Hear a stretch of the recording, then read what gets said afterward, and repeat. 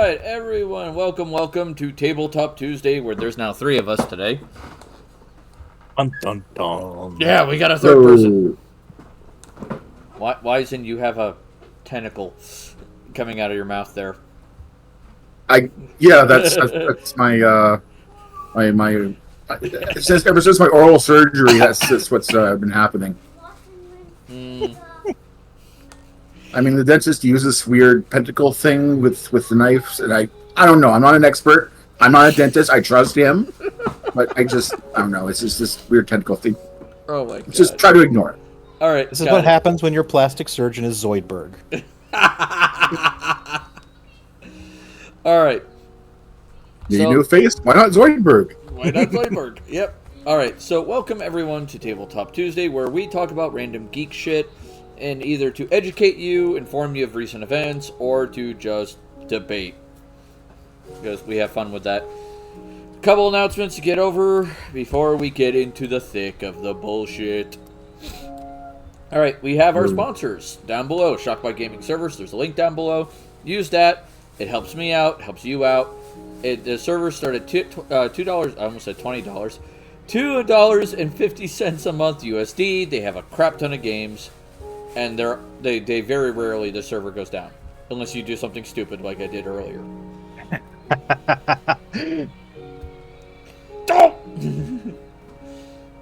Then we have W energy drinks. That's a big, weird smiley face down there. It's low cost. They don't charge you that much. The flavors are great. I'm a big fan of Galaxy Grenade. I know Wizen is as well. I'm drinking it now. Yeah. It doesn't cause any shakes or anything like that. And the shaker cups are cool. Yeah, no, it's a no crash, no jitter energy drink that's affordable. Yeah. Freaking buy it, guys. Come on. Yeah, it's great.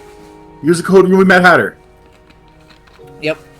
If you use the code RubyMadHatter, you get 10% off your entire purchase. Yay! Woo! Alright. With that being said, I have a sound effect going off in my background. I might want to turn that one off. What the hell is Spotify music up for? That's weird. Alright. Alright, so we're down here. Let me make us bigger, because I just realized we're a little small. And I'm going to move us up to the top right. I'm going to put us above the chat box. There we go. Alright, there, that looks better. Much better, much better, much better. Alright, so the fun topics we have today is we're going to talk about the whole Unity debacle and the repercussions of that. We're going to discuss the Wizards of the Coast new virtual tabletop that is now in alpha, and how badly they just screwed the pooch on that one. Though, mind you, it is not terrible. This is not the end of the world. The world is not on fire. It's just the VTT sucks. So, it is that. Then we'll move on to other fun topics that we'll done. And Squidgy just set the tavern on fire. Oh my god. Alright, so which topic do you guys want to cover first? You want to cover the VTT first, because that's not going to take as long? Or do you want to go for the longer topic? I'm good either way. If you want to get the VTT out of the way so we can kind of go in depth on Unity, that's fine by me. Yeah, I'd like to hear about the VTT before we talk about Unity. I have heard about this. Alright. So Wizards of the Coast has been working on a virtual tabletop for, I think it's 2 years now? Something like that. And, well, they just released their alpha recently. And you would think, okay, so how bad is the alpha? What's going on with the alpha? So on and so forth. Well, it's a fully 3D environment. They did keep up to that. And most of the spells that were built in this pre-gen adventure, injuring elves, smurfing, lurking while I do some dishes. Hey, man, I get that all too well. Just make sure you do that check-in, so that way, yep. That way I don't forget. Thank you so much.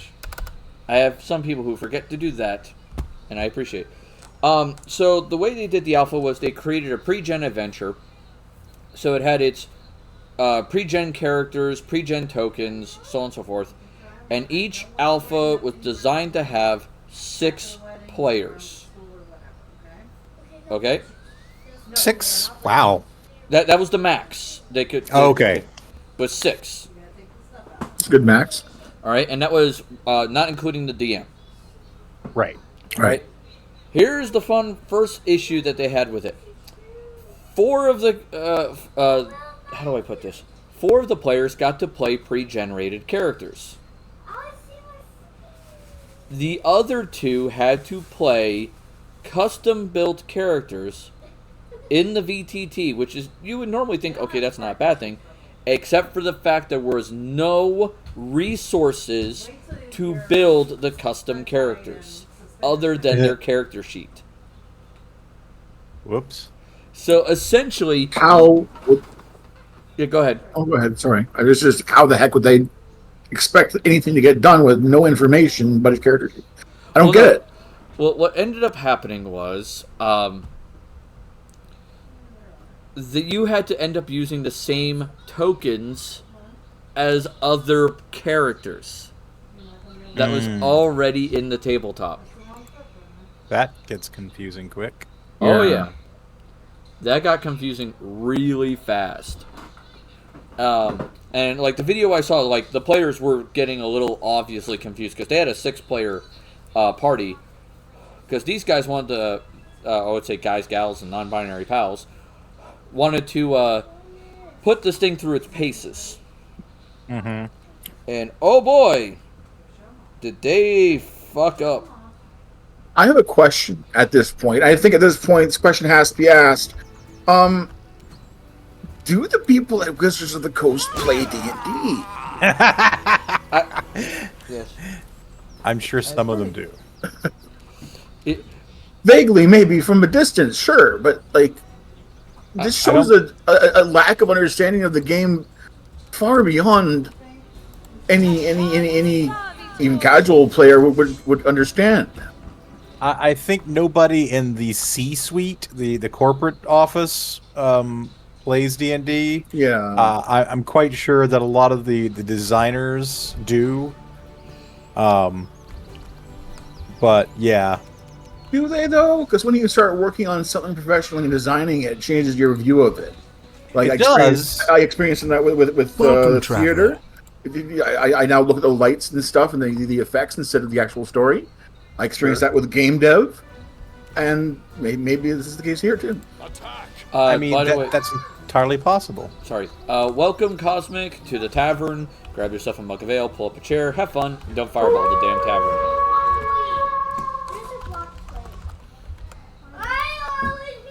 Alright. Thank you for that check-in as well. Yeah, there's some of the devs have spoken out and stated that, yes, they do... God damn it, Wizen. Setting fire to the damn tavern again. Some of the devs have spoken out and said they do play D&D. But there have been other devs who have spoken out and said they don't. And there are also quite a few of the members of the C-suite, as Gamera put it. Hi, Rose. Fedorian Squeak Crash Squeak crash. I have arrived. I have arrived. Yes, child. Okay, shush. So a lot of the members of the C-suite have never touched D&D. Serves you right. Yep. That has been admitted. Our story. I mean, that's fine if that's not your thing and you just want to financially back something that is either A, making a lot of people happy, or B, making you a lot of money. But, like, don't start dictating terms of engagement to the players of your game when you don't understand how the engagement happens in the first place. Yeah. But here's not the only problem this alpha had. Alright? Okay. The spells that they expected people to use off the character sheet had animations. Most of them did. Not all of them, but most. And the animations were really good. They were nice. They were pretty. Notice I just said spells. Mm-hmm. Right. Any physical attack between miniatures resulted in the miniature being picked up and smashed into the other one. I like that as a design choice. I like that. I get I get that it's a cute thing, but when you've already put so much money in spell effects, Yeah, you'd think you would at least be able to live up to the legacy of like battle chess, if everybody remembers battle chess. yeah, like Yeah. when other VTTs, when they have motion miniatures, like they usually don't do the spells, but they at least do the weapon strikes. Yeah. And Wizards went the other way. Hey, hon, here to lurk. I'm getting up in 6 hours, so off to leave the PC on lurk. Hey, Mez, if you could do the check-in when you get a chance, that's awesome. If you can't and you're already in bed, that's cool too. Like if they had a static model, and that's fine. Like if they don't want to do individual animations for a tabletop game that the focus is going to be on the content, the storytelling, and not Just the look animations. at you. You look like that's the fine. oasis to some very, very thirsty travelers. I forgot what I was going to say. Makes me uncomfortable. It'll come back to me. Yeah, I'm sure. But yeah, so now here's the other thing. Not all the spells got animations. Just the most common ones. So like Magic Missile did, Fireball did, Haste did, Cure Wounds did, stuff like that. One of the characters that was in the game I watched was a summoner build. So he was constantly summoning like beasts and stuff. He was a druid. Oh no. There were no tokens for him to use. Oh. Basic fucking fail. Yeah, like it. For God's sakes, if you're gonna at least have something that you could at least put on there on the board that is like a little sign or something. It's just like with a number on it. It says Unit 1 is here. Yeah, you've got to be able to improvise at least basic tokens on the fly, because you never can tell when your party's going to decide, oh, hey, we found this dog. It comes with us now. It's part of the party. Yeah, it's like, what the fuck? What are you talking about? Players never do that. Yeah. So there were many issues there. Then we come to the crux of the biggest issue. Yeah, Squidgy's like, happened a couple of times. Yeah, in your game especially. Then we come to one of the biggest issues, I think, would be in this alpha. There was no way to customize your tokens or your dice color. And because, like, for example, in other VTTs, I think one is called Arkenforge, or I might be misremembering the name. That sounds right. You can get a 3D token, but then it has its own color scheme, but you can shift, like, tint the color to make it a slightly different color. Arkenstone? Maybe Arkenstone? I'm having a hard time remembering the damn VTT.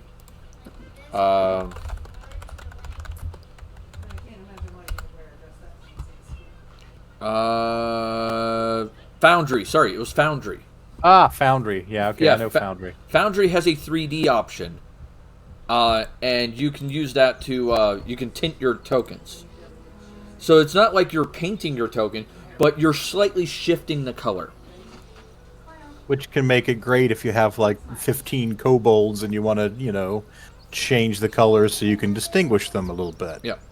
The other problem I noticed with this is you couldn't number the enemy minis or tokens. So when you had like a bunch of goblins out on the field, you had just a shit ton of goblins. And there was no way for the players to ping which one they're targeting. Oh my goodness. Like, it was like, what happened here? Did the grid have like numbers and letters along the side? So there was no grid. Oh, of course not. Okay, all right. They went with the Baldur's Gate 3 setup, which is inches measurements. Or in this case, your character's movement speed in measurements. Right. So you could... It worked out better for when it went up and down height. I noticed. But, like, the grid would have made it so much easier to go, I want to target the one at, like, H4. Kill that. But a lot of people, myself included, when I read over the comments, made the comment that because we couldn't customize even our dice color, that tells us that they're going to, oh, that's pretty. Sorry, kid. Aggro for just a moment. That because we couldn't color the dice, they're going to sell dice skins. They're going to microtransaction dice colors and miniatures. Of course they are. From the way this alpha behaved. Now, the group I watched, they all filled out a form on paper with each other because the DM was just going to turn it into Wizards as a group. Mm-hmm. And they all, like, unilaterally agreed. It's like, you need to give us dice colors. You need to give us, the ability to customize our own miniatures or import miniatures from Hero Forge. Yes. Yes. That has to be a bare minimum if you're doing 3D shit like this. And one of them pointed out Tabletop Simulator and said, in Tabletop Simulator, you can import your Hero Forge minis. Yeah. Mm-hmm. Well, I mean, you have to reduce the polygon count. Yeah, but there are ways to do that. Pain. And there's also mods for Tabletop Simulator, which takes your Hero Forge character and animates it. That's cool. It's nothing like super crazy, though. It's just like you're swinging a weapon, and that's about it. Whenever you make an attack. Or if you have a bow, your little guy will just pull the drawstring on the bow, and that's it. Okay. It's nothing like, oh my god, it's amazing. But it's neat. It's a cool tool to have. It's a little bit of flavor. Yeah, a little bit of flavor. And they do not do spells on Tabletop Simulator. There are no spell animations I've found yet that work effectively. In my 3-year campaign with a former group of associates, we did not come across a single spell effect in Tabletop Simulator. Yeah.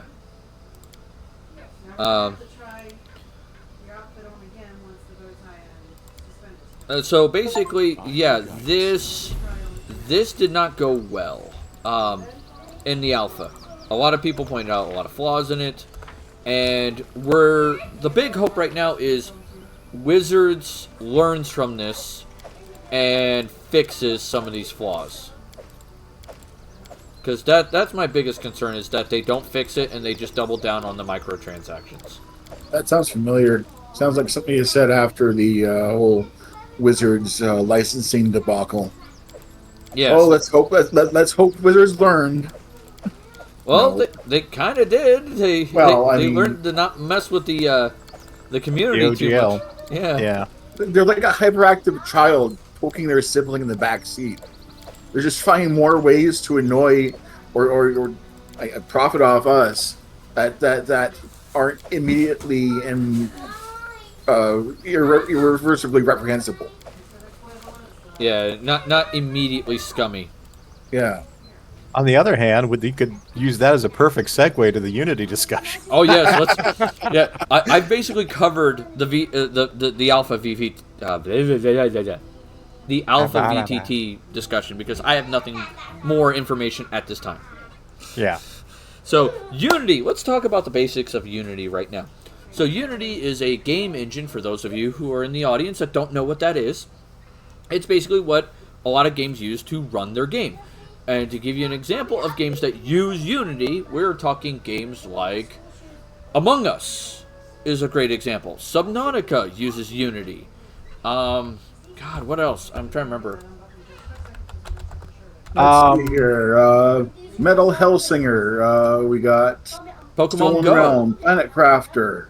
Yeah. Timberborn. That's a cool one. Timberborn. Yeah. Let's see. Beat Saber, Fall Guys, Pokemon Go. I'm going for the popular ones so people understand how bad this is going to be. Outer Wilds. Rust. Slay the Spire? I think Slay the Spire's on here. I'm looking. Pillars of Eternity. RimWorld uses Unity. Hearthstone. Genshin Impact. Sea of Stars. Battlestar Galactica Online, don't know that one. Kerbal Space Program uses Unity. BattleTech uses Unity. Right now, he's your cousin's fiance. Like, oh my god. Blaster Crown of Magister. Yeah. see what else is there. Monument Valley, Alto's Adventure, Cuphead. Jesus, there's just a bunch. Like, it is a very common game engine. The Outer Wilds. Yeah. Yeah. All right. So you would think, okay, so what does Unity do? Well, they want to charge developers per download of their game for the use of the Unity engine. Per install, I will say. Not download. Oh, sorry, per install. Yeah. So, which means if you, say, remove a game from your computer and install it again, the company is charged twice. Right. You haven't paid any more to do that, but they have to pay again. For the wedding. Okay, it looks nice. Yeah, and that is a major problem. Because that could end extremely badly. Yes, some people were pointing out that if you don't like a company after buying their game, you could just keep installing and uninstalling and essentially script that and bankrupt them. Yeah. You flip-flopped on this, though. The whole install thing, whether or not it's charged to the devs or charged to the distribution platform. There was some scrambling after people reacted the way they did to the news, and they gave a couple of different stories. One was that the one you're saying, where it's the dev is charged, and the next thing we know, it's the platform that's charged, and the next thing we know, it's just they're flip flopping, they're grasping at straws. Mm-hmm. People aren't trusting Unity the way they used to. Sorry, Ruby, go ahead. Oh no, I was talking to the kid next to me. Sorry. But yeah, people aren't. Sorry, go ahead. No, I was just going to add on to what you were saying. It's basically like what Wizards did with the OGL. It's like you had this trusted thing. You assumed you understood how it worked, and you could build your business on it. And then they're like, oh, by the way, we have the power to do this. And you're like, they can do that? Oh my God. And so everybody is just like, fuck these people. Well, it's not just build your business either. It's build your base product, because you start from nothing, and it takes how many years to build a game? Yeah, that's what I mean by build your business. Multiple products. Yes, I appreciate that. All right. Yeah, it's definitely wild, and it's definitely a problem. I will say that there have been several statements made by various developers. Squidgy just shared something. It goes from Forbes.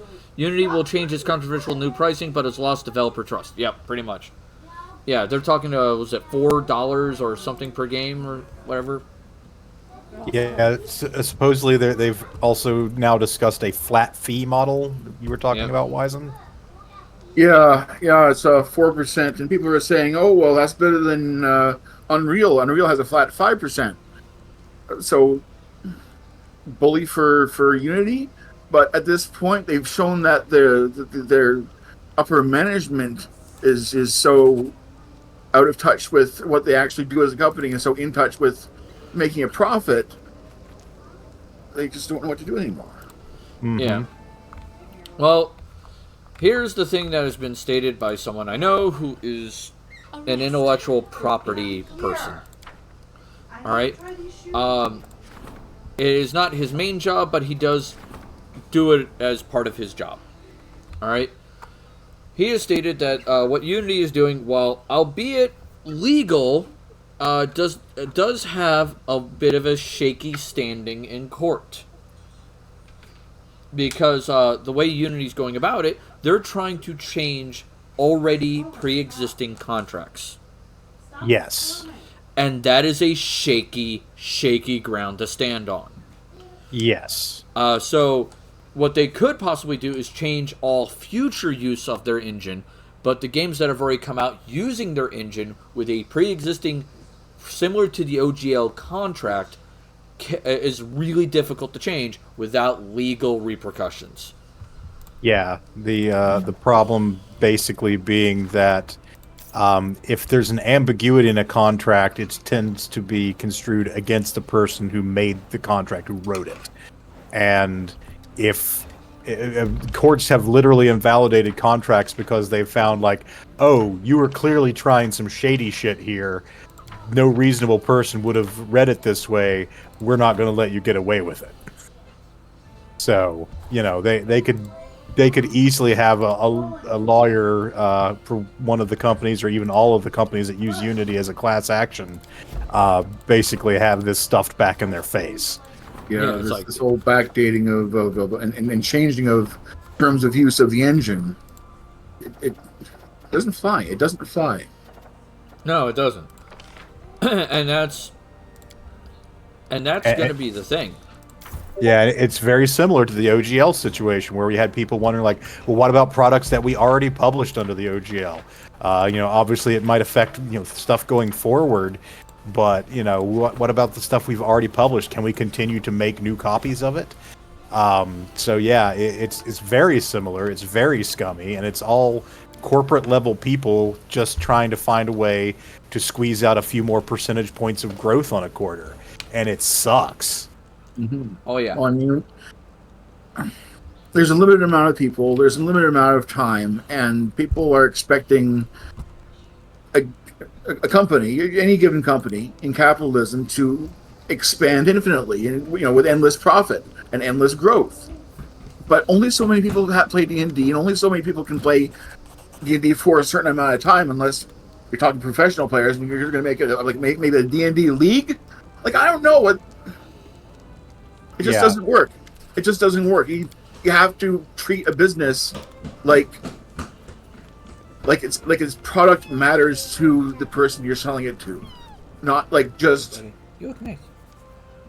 purely for profit. Like, you guys know how I feel, but that aside,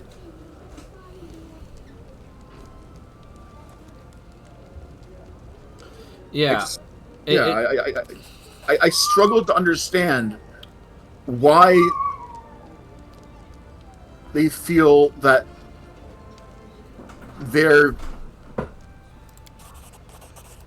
I don't understand. I just don't understand. Why are they doing this? Why would they do this? Why do they do this repeatedly?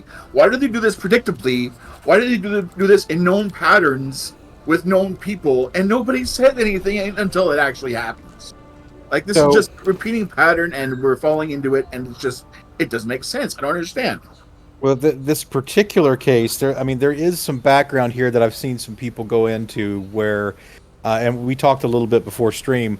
One, Unity was part of a merger a couple of years back, and there were two big bidders on it, and one of them is Ironforge. That's the bid they went with, and it was the lower bid, I think at like $4 billion and something. And then there was one that was a much higher, like 12 billion figure, I think, from the other company. What was the name, Ruby? AppLovin? AppLovin. Yeah. So basically, those two companies are companies that provide like application foundations, so you can launch your apps through app stores and things like that. It's basically application distribution networks. And obviously, there's a lot of synergy with Unity, which is used to produce a lot of these sorts of things. And for some reason, they went with the lower bid from Ironforge. And so there's an Ironforge person on the board at Unity now, and they're essentially merged.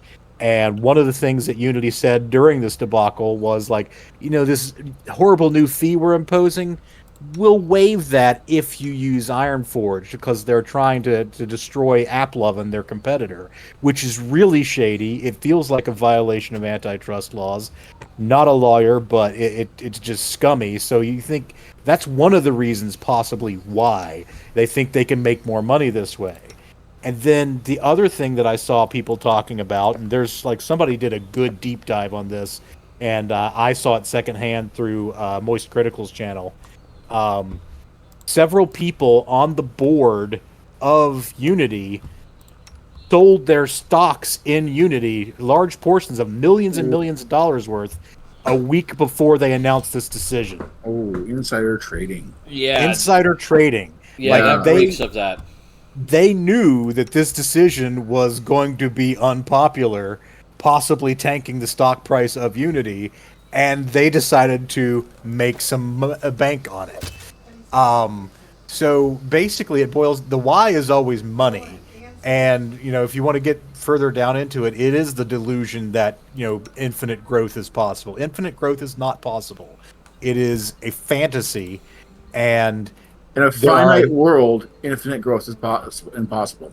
exactly, and there are enough people who know that it's impossible, but they believe they can fool other people into thinking it is possible, so that they make enough money to essentially live without consequence for the rest of their lives. Yeah. That makes it all clear. Thank you.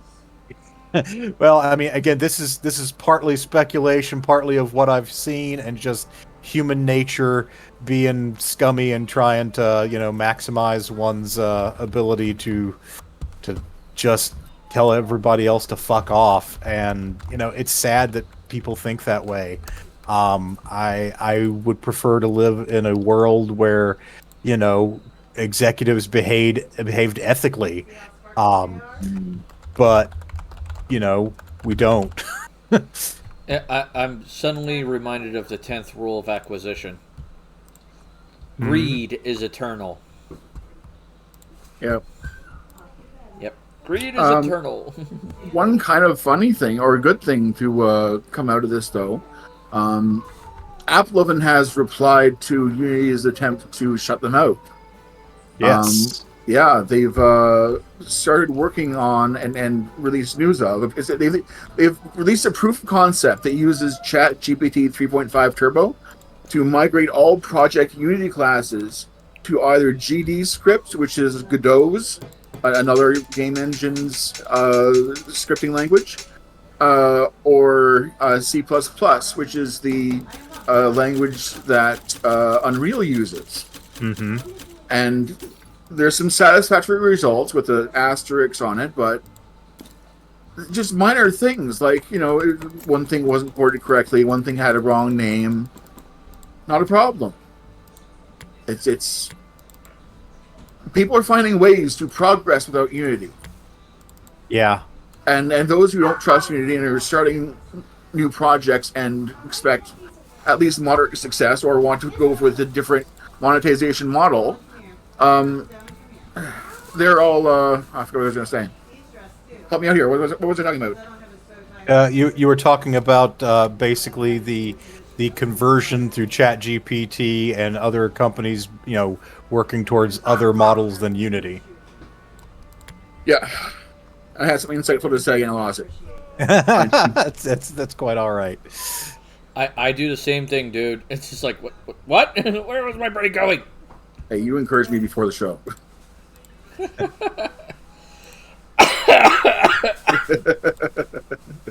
Nothing wrong with that, my dude. Yeah. But yeah, it's Blinard. I'm interested to see how bigger companies will take it. There have been several companies that have already made statements. Now, one company made a statement. It turned out that the statement, they've come out and said the original statement was a joke. Please don't take it serious. And that was the guys who did Cult of the Lamb said originally they were going to delete their game off of Steam. That was a joke? That was apparently a joke. That was a good joke. Yeah. I will laugh at that one. Ah! There you go. But there have been other companies who have come forward and said, if Unity goes forward with this pay model, we will fight the current games we have out already in court with them. All right. Some of the games that have been pointed out was Nantech. Nantech said they would take Unity to court. Yep, Pokemon Go. Because that's their main bread and butter. Mm-hmm. So there's that. Activision Blizzard said they would do it as well. Because Unity? COD has some of its game COD, modes built in Unity. Huh. Not every COD game uses Unity, but there are some of their off-brand games that use Unity. So that's why, like, when you look up a search for Unity games, it doesn't show up. Because it's not like ones that they really market. Let me see what the other one was, because there's like one or two others. Your phone froze. What did you say? Trying to remember. I remember Nantech was one because I was like, holy shit. Mediatonic, because of Fall Guys. Yeah. They said they would do it. The makers of Broforce said that they wouldn't do it themselves, but they would sign on to anyone else who did. Mhm. Activision Blizzard said they were going to do it because of Hearthstone, primarily. Okay. Ah. Makes sense. Yeah, it's a very unique game. Yep, so they're like, no. And then the other big one that said they were going for it was Unknown Worlds Entertainment. What do they make? Subnautica. Um, Yeah. They said that they would go for it as well. So we have some big players here that are going, yo, don't do this. Do I see Nintendo, as Blenerd said, jumping in on it? I could see Nintendo doing it. Like if they try to charge the distributors and not the developers, definitely, because Microsoft has an app store, Steam has an app store, Unity has an app store. Oh yeah, Uh-huh. Valve is definitely, I guarantee you, have their lawyers up on call and saying, Yeah. get ready Yeah. for this shit. Like, let's get ready, because Steam is a big money maker for them. Huge platform. Yeah, and I wish Valve still made games. They made good games, but they don't make games anymore. They're just a distributor. yeah.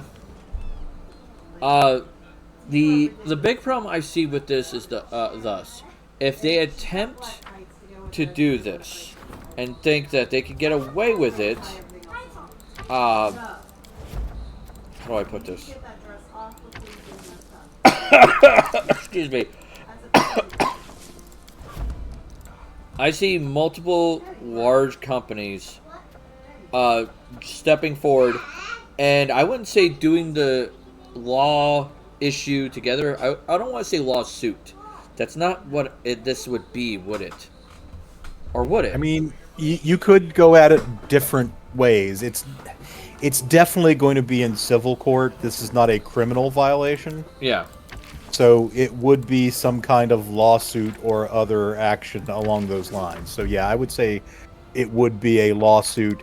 Alternatively, I guess you could go to the Federal Trade Commission and ask them for enforcement action if you're pursuing antitrust, in which case the FTC would file the lawsuit, but it would still be a lawsuit because it's civil. Yeah.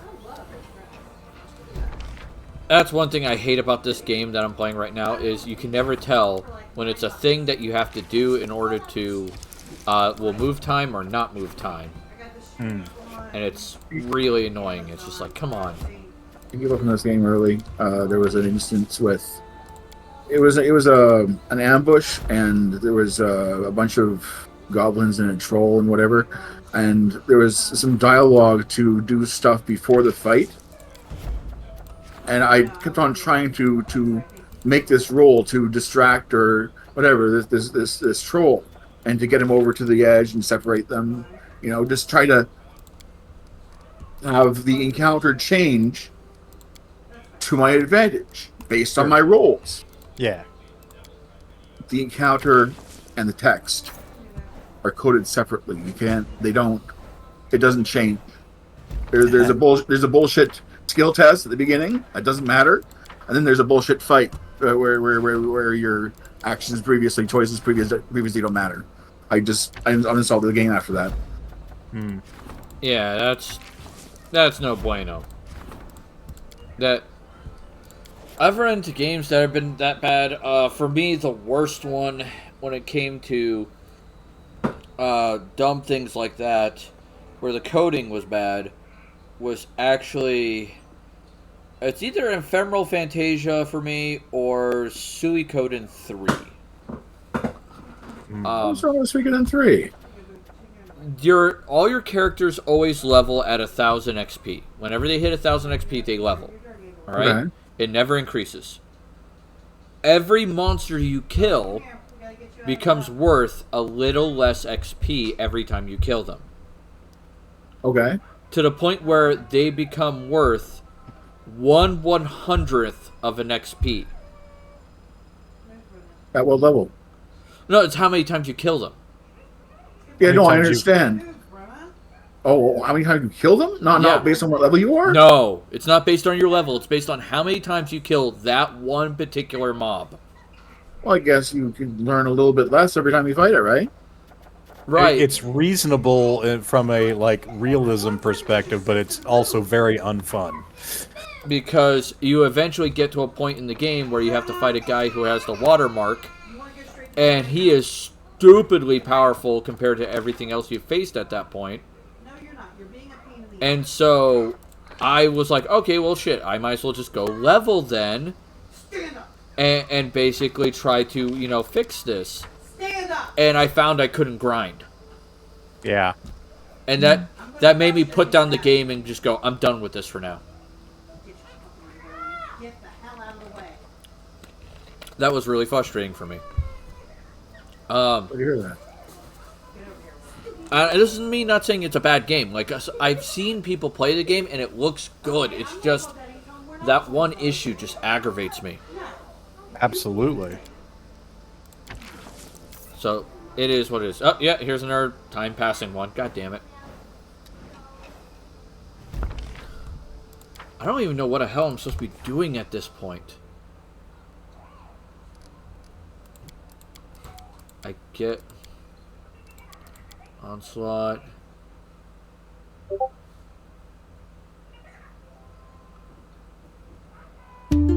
AP is here.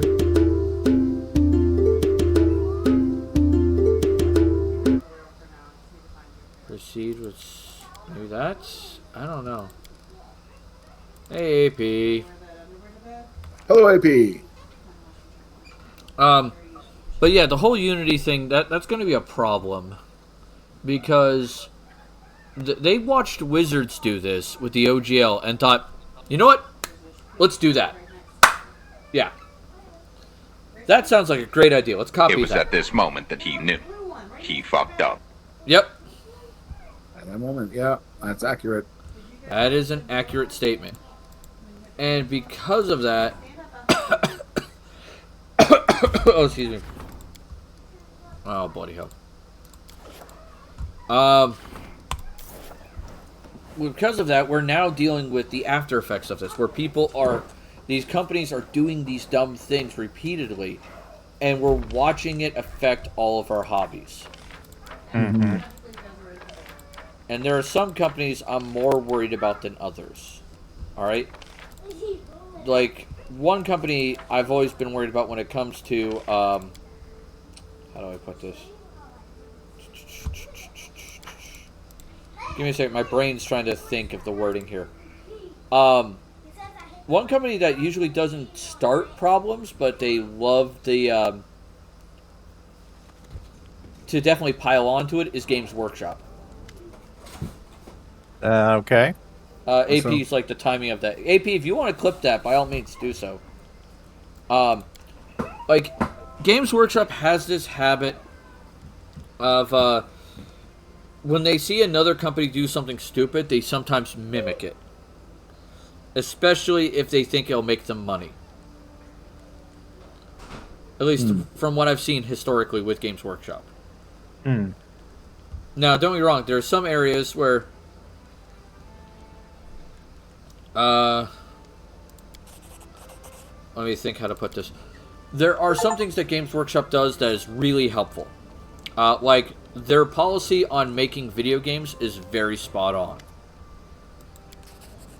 Have either of you guys ever experienced that or seen that? Nope. I'm going to guess a no from you, Wizen. What do you mean spot on with their policy about developing video games? So this is what they do. Instead of giving someone the license to their entire world, all right? Okay. They give them a part of it. And they say, here is like the orcs. We'll let you make a game about orcs. And we're going to see how well you do. If you do well with this, then we will give you a bigger chunk of Warhammer 40k. Who made Vermintide? Was it Games Workshop or did they subcontract it? They don't develop video games in-house. All of the video games that are GW properties are licensed to other companies. Oh, yeah. Yeah, they do that a lot.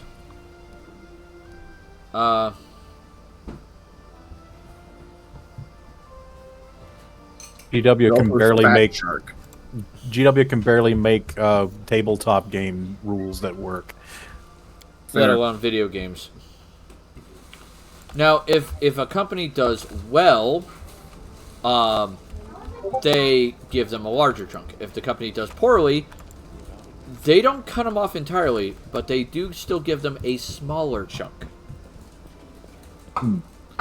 And this has worked out really well for them, because some of the crappier companies that have made shovelware have slowly faded into obscurity, and we barely remember their games.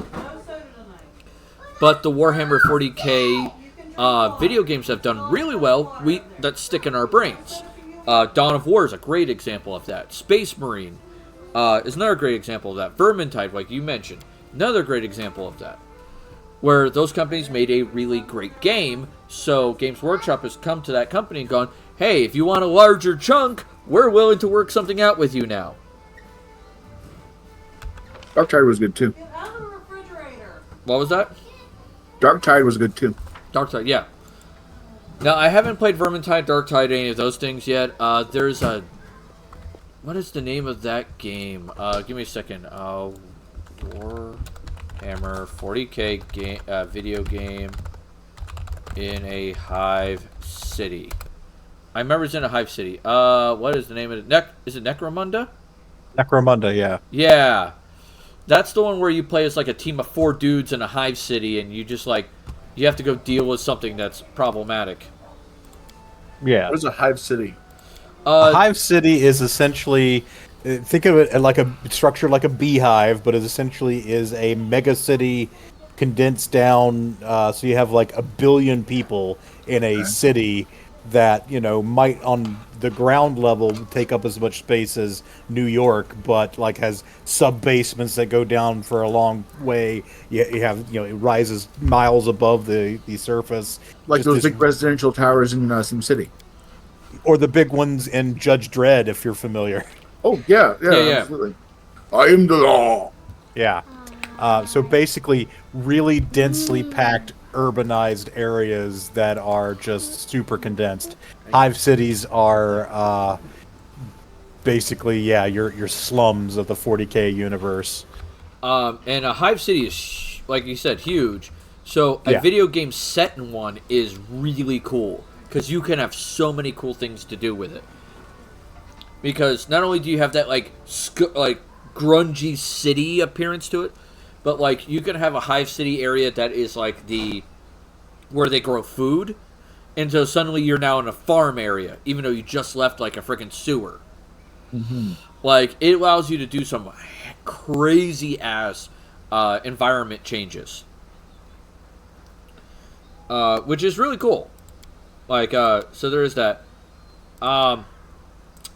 But I'll give you an example of one game that didn't do so well and has faded from obscurity. And this is my faction that got this game. Gamera, did you ever hear about the game called Fire Warrior? The name vaguely rings a bell. Okay. This is a first-person shooter game where you start off as a fire warrior of the Tau. Uh-huh. And you have to end up fighting, I think, orcs and the Imperium and a few other groups. And then eventually Chaos. Okay. If this is sounding familiar, the company that kind of did this, some of their developers went and worked on Space Marine. Okay. So, Yeah. so keep that in mind. It's just like, oh boy. Oh, excuse me.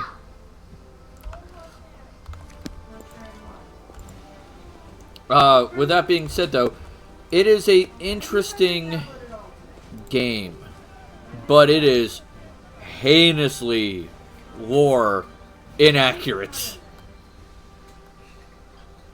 And what I mean by that is a single fire warrior should not be able to take on a Chaos Marine.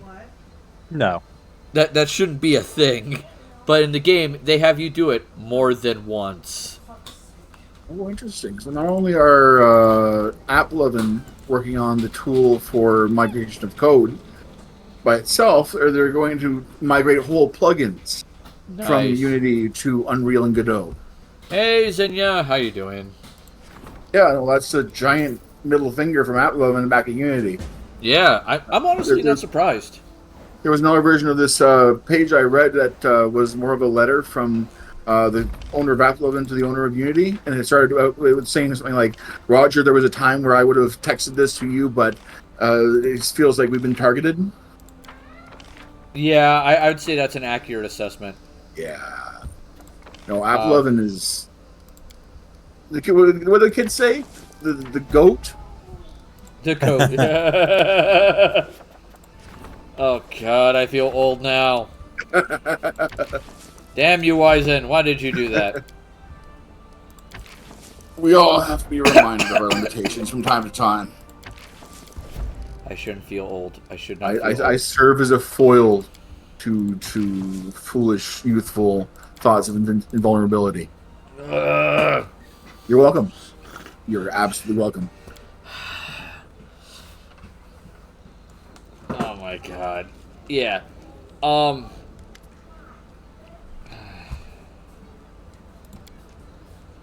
what is this? What is it doing here? Knock, knock, what are you doing? Knock, knock, what is going on? Knock, knock.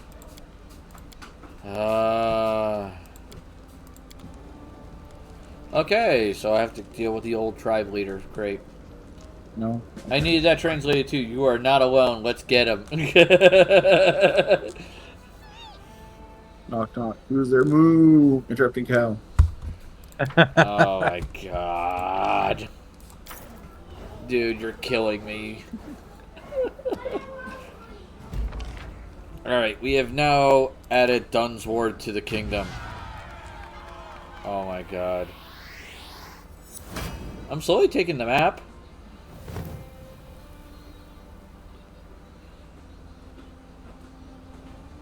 Alright. We're gonna turn. Dunsword isn't really a great name to either be given or take upon yourself, because there was a point in the Middle Ages where they sort of took a census, and then that's where surnames came from, right? Right. We didn't have surnames the whole time; it was made up at some point. So, like, people from the forest would go and say, "Hey, yeah, my name is Jim Forrest," you know, and the next family would be like, "Oh yeah, I'm Jim Woods," or James Woods, or whatever, you know. Yeah. Oh yeah. You know what I'm saying here? Oh yeah, I get what you're saying, dude. I get what you're putting down.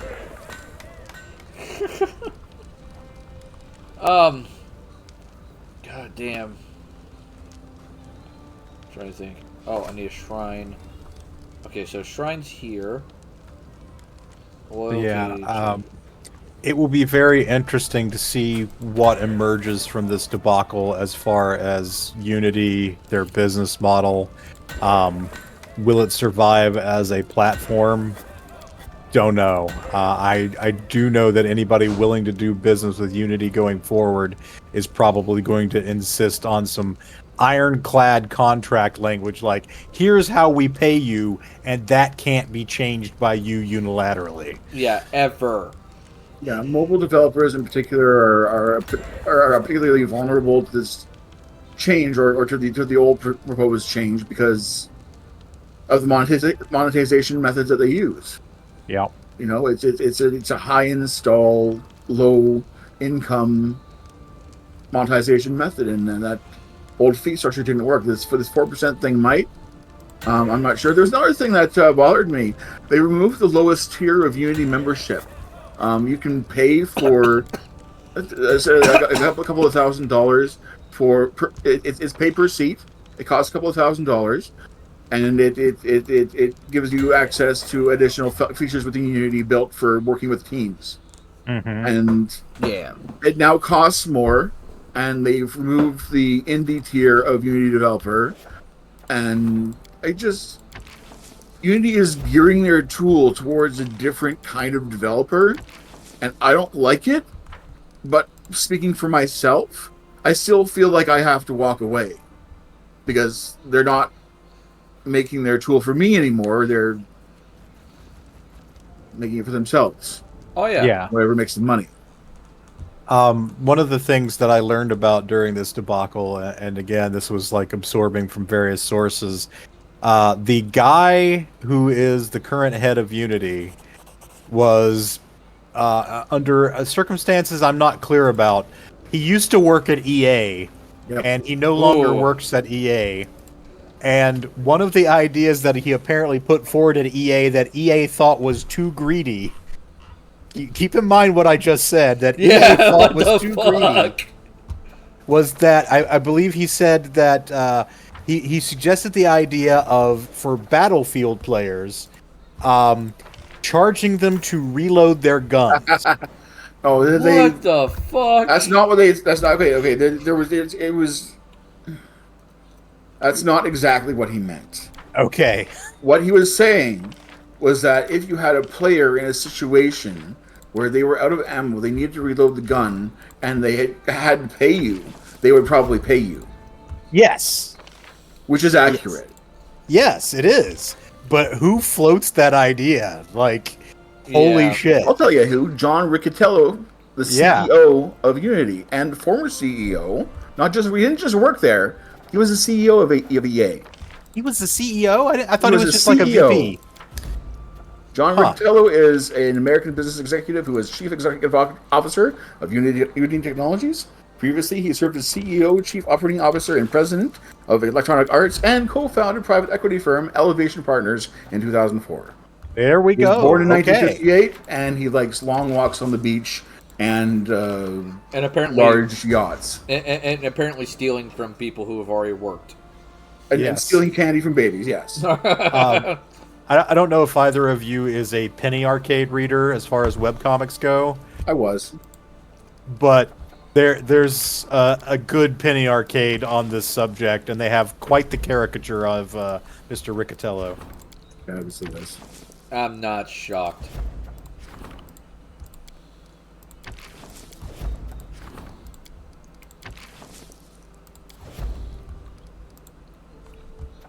Oh my god. This is a comic. Is it Mondays, I guess?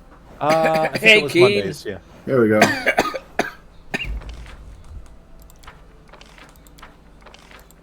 Oh my god, this is the weirdest dumb shit we always run into, isn't it? Like Don Riccatello is not a human being.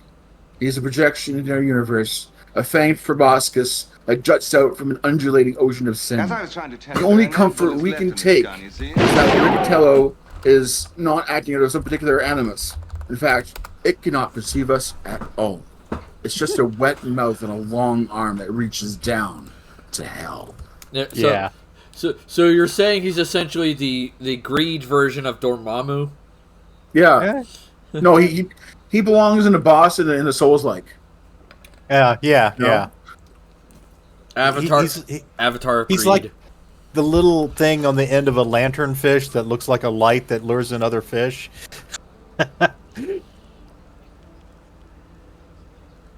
He's just the proboscis that reaches out to feed money into the beast. Yeah, oh my god. Probing finger. Probing digit, probing appendage. Yeah, I mean, I feel like this guy's taking lessons from that one freaking real estate guy in Australia that basically opened his mouth recently and really pissed off a bunch of people. I'm not sure I know the one you mean. Alright, so he made a comment that unemployment needs to go up to 40-50%.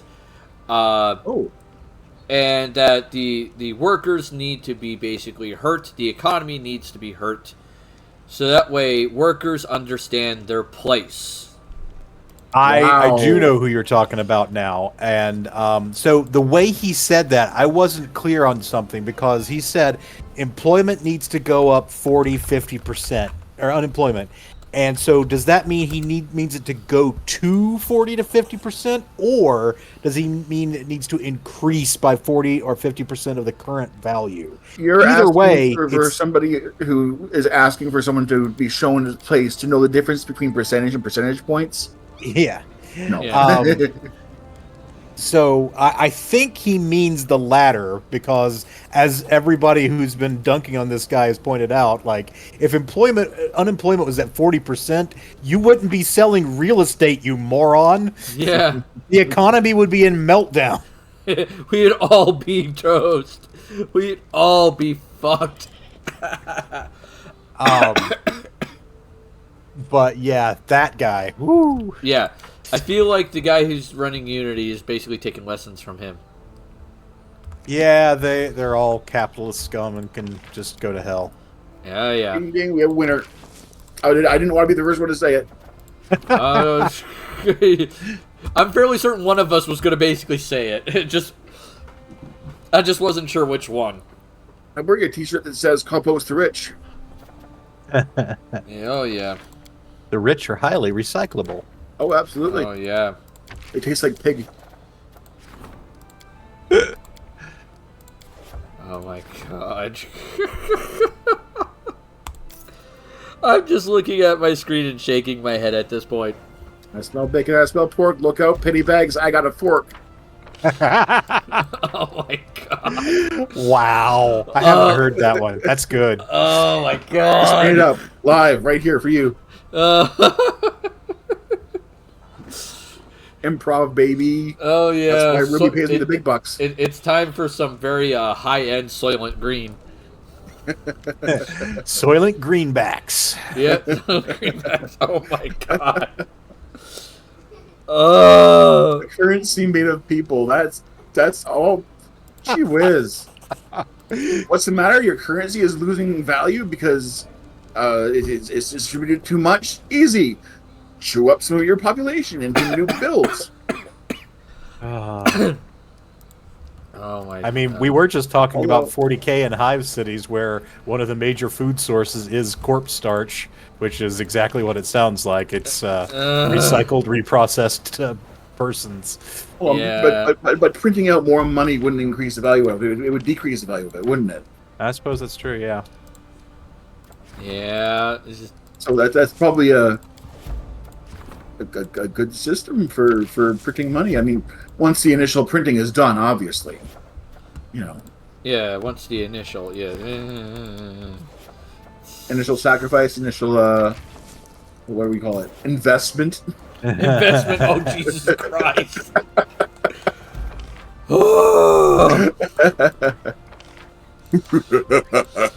So why do I have a feeling that when we play Baldur's Gate 3, Wizen, you're gonna be the evil one? I don't know. I'm a puppy dog. It's harmless. It's pa, I say. Are you sure about that? Oh my god. Bluff. Roll a d20. Oh my god. It's an opportunity. That's a problem. Oh god damn it. I'm gonna need slime and spider essence soon, I think. New So boss. let me Oh grab god these no. Fedorian's going new boss because she showed up for a visit here, and she got to play in our evil game.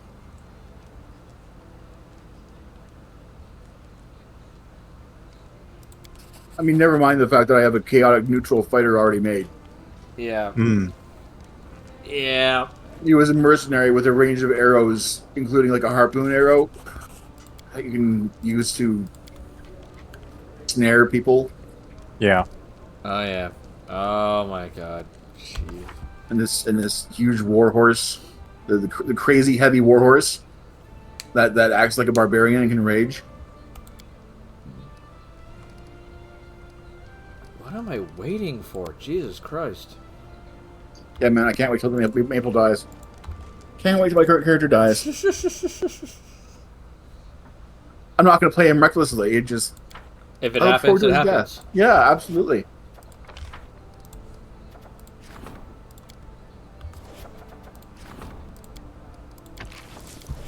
Oh my god. Okay. I feel like I'm missing something here, and I don't know what it is. And that's gonna really irk the crap out of me. You jumped streams? No, I'm talking about, I'm trying to think. Fedorian was just like, we jumped streams. Oh, we jump streams? Oh.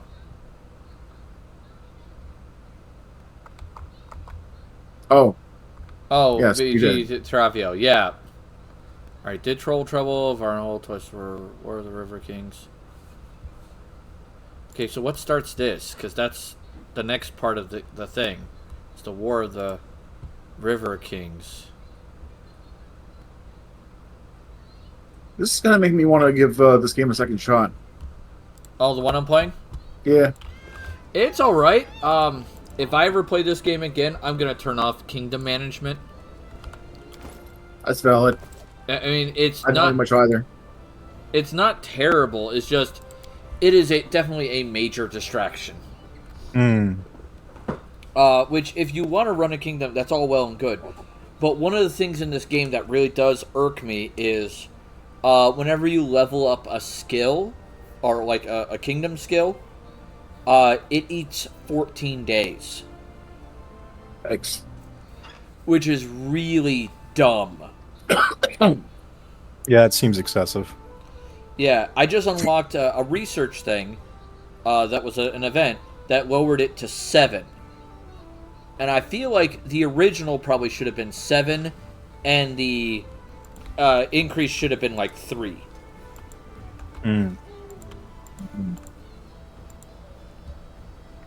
Hey, Grim! Alright, what do we got here? We got a mace. Okay, I think that's going to be good for you, I think. Yeah. Alright, we'll go with that. That's slightly better. Mace to the face, we'll keep them in their place. Yeah, you get that. What is this? Golden Tongue. +5 morale bonus on all persuasion checks. Yeah, I will definitely take that. What is this? Herbalist Cape. +4 intelligence, +5 to knowledge and nature. I don't need that. No, why don't you, Fedorian? You can go to the resurrection guy and create a quote-unquote mercenary. And then just create a rogue that doesn't have an obsession with nibbling you at night. Good. Fucking what? I just... No spoilers, that's just, it is what it is. Night Nibbler? He's a Night Nibbler? Did I say that? I didn't say anything. I just heard someone need shanked in the middle of the night. Yeah, I sneezed, that's what it was. Uh-huh. Fucking hell, Not dude. shoot. In the nibble of the night. I was walking in my sleep. Through the valley of truth. Oh my god, I've infected all your brains. A wimble wet, a wimble wet, a wimble wet, a wimble. Oh my god, we're horrible people. No, the rich are horrible people. Oh, I thought you said we were purple people. No, you said they're horrible people. Oh my god. It was a one-eyed, one-eared, flying purple people leader. One-eyed, one-eared, flying purple people leader. One-eyed, one-eared, flying purple people leader. Sure looks strange to me. Yeah. Alright, let us leave. I just want to step... Was the people eater purple, or did he eat purple people? That's an excellent question. We don't have enough canon from the song to determine that. That looks strange. AP says I was thinking the Purple People Eater song too. Oh, you guys. High five, AP. So what do we think the odds are that Unity backpedals on this so hard and so fast that they're able to save their business? I think they're going to sit on it and hope that people forget.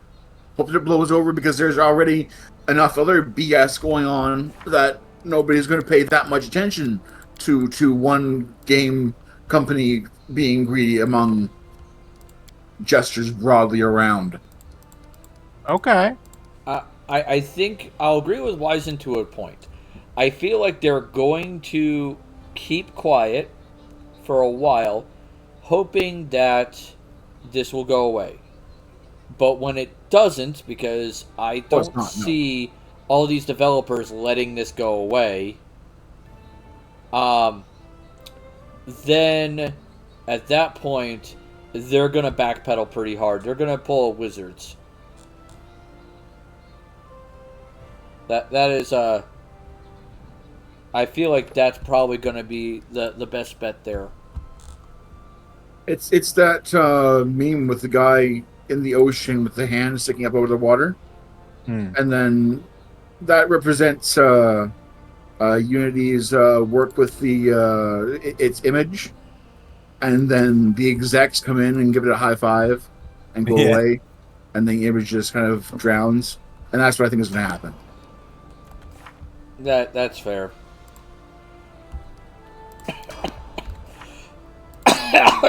If they do not backpedal soon enough, and if they do not make significant change with enough, if they don't do it decisively enough, they're gonna go away. Like, you remember Flash? You guys remember Flash, right? You remember Macromedia and Flash? Yeah. Oh yeah.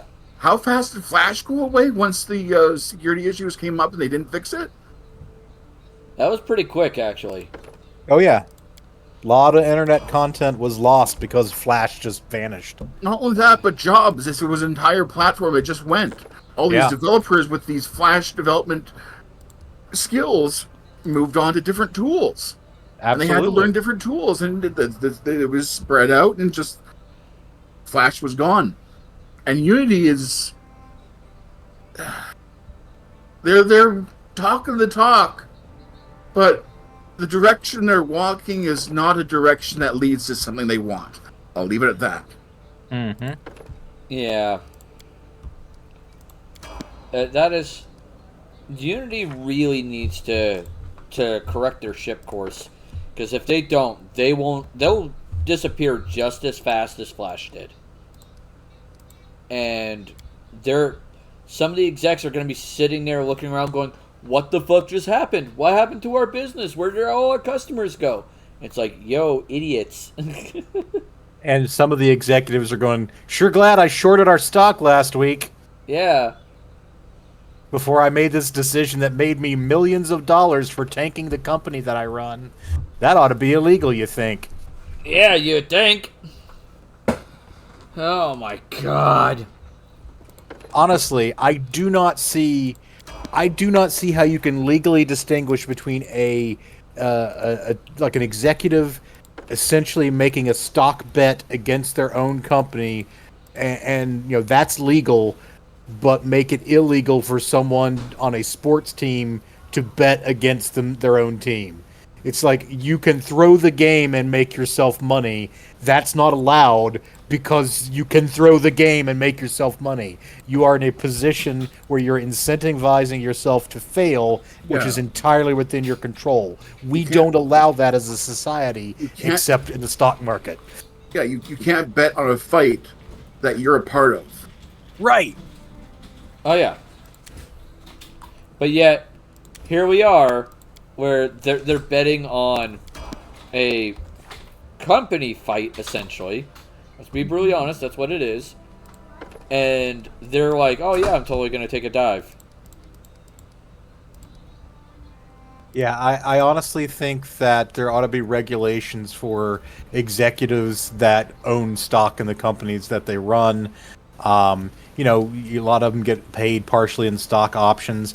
I think that you should not be able to sell that stock until so many months after you have left the company. I feel like Unity has become emboldened in their poor behavior simply because I follow a creator named Freya Holmir. She does a lot of work with like vector lines and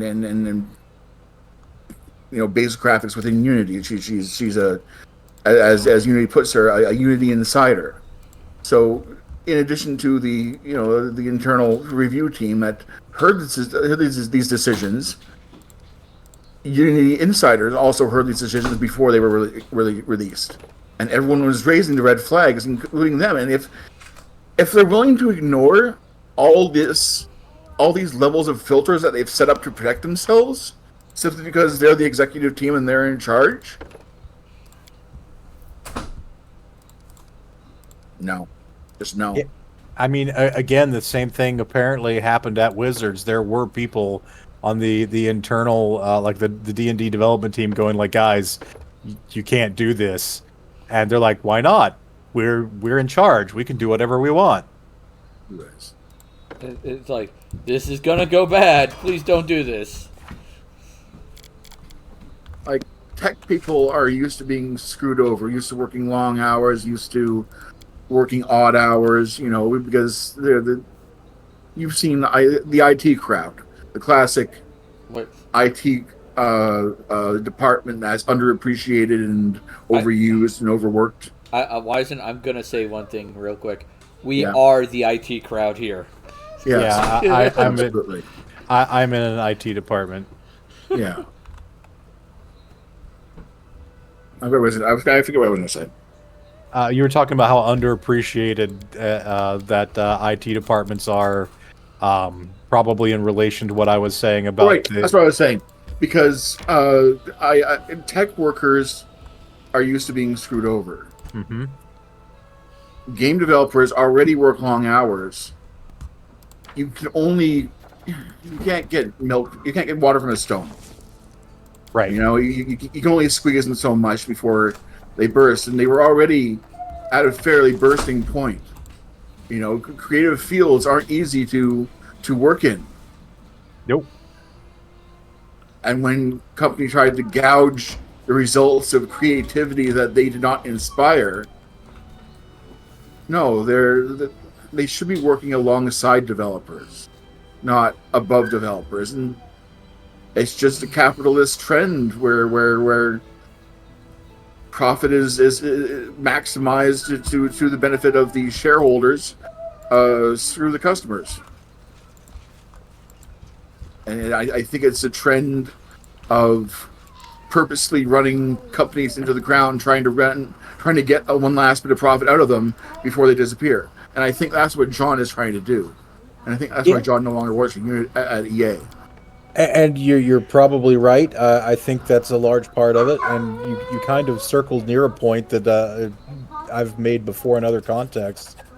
Oh, I'm waggling everywhere, dude. The system we have basically attaches dollar amounts to everything, including like human life. And it's Kantian philosophy. And so basically you have these companies that say, yeah, it'll hurt these people. We'll burn out our employees. It doesn't matter. We'll, increase our profits by 2% this quarter. And they just do the math and say, even if we get caught and get sued and lose, which is by no means a given, we'll only lose this much money. Oh yeah, sorry, go ahead. And based on those odds, this is a good thing to do. So, yeah, corporate malfeasance needs to be, punished more intensely. Mm-hmm. Oh yeah, it's absolutely a trend in grocery stores too. Like they'll close off portions of the stores to the point where they'll make a profit on on a holiday when they're supposed to be closed. Because it's all based off of square footage. Open. Yep.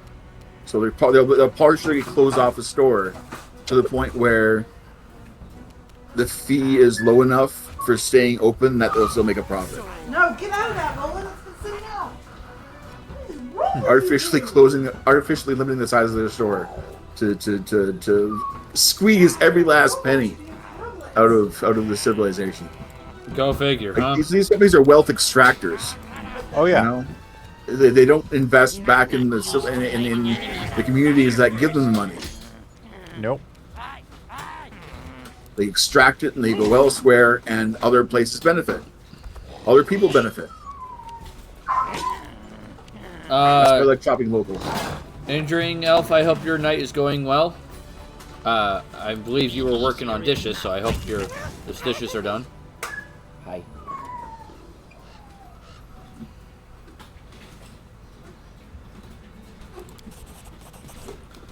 Oh.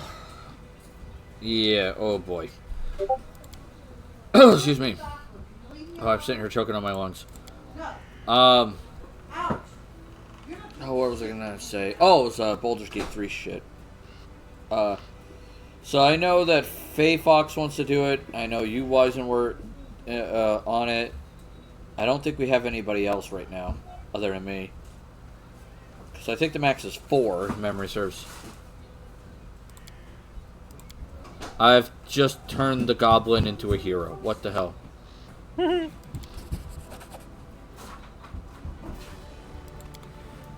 I will say, on a related topic to some of the stuff that we are discussing, one of the reasons I love Brendan Lee Mulligan as an online GM so much is he is so unabashedly anti-capitalist. Just it comes out sometimes at random times in games he's playing in or running, and it's just like this guy wants to like Tyler Durden this entire system. You can tell he's barely holding back. Well, was it okay? I remember it was one of his games, but I'm remembering if he was the one who made this statement. It was like the Magic School one, where the person goes, "Are you really a demon, as they say?" Yeah, it was him, because he did the little action pretending like he's folding a coat over his arm. I remember this. And he goes, "Oh, excellent! You speak English." As I was trying to tell you, there are no bullets left in this gun. You see? We got that original. Welcome, buddy. Hope you're having a great day. I'm having a great night. But yeah, he makes that little thing, and then he goes, "Oh, you speak English, excellent." He goes, "Well, I got a deal to make with you." He goes, "You have about 30 seconds or a couple minutes to make your choice, da da da," and so on and so forth. And he's telling this guy repeatedly, "You should surrender. You should just surrender, walk away, so on and so forth." Yes. And then he walks up to her and goes, "What do you want me to tell your family?" Yes. It's like, oh. Yeah. That is from the Magic School season, as you noted, and it is just one of the great moments, and the whole table just loses it. Because it just hits that hard.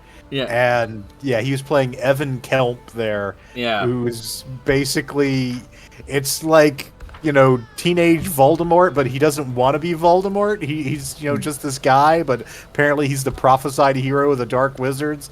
And yeah, he's like, what do you want me to tell your family?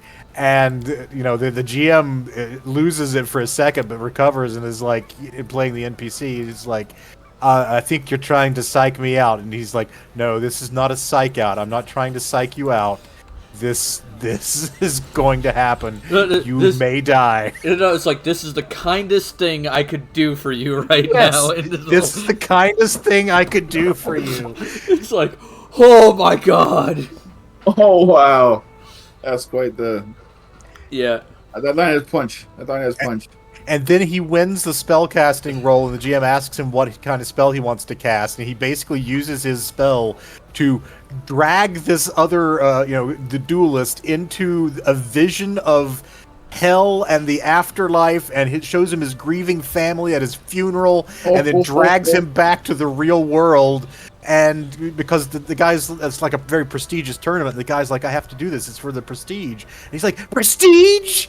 You have family! People will miss you!" Yeah, it's like, holy shit.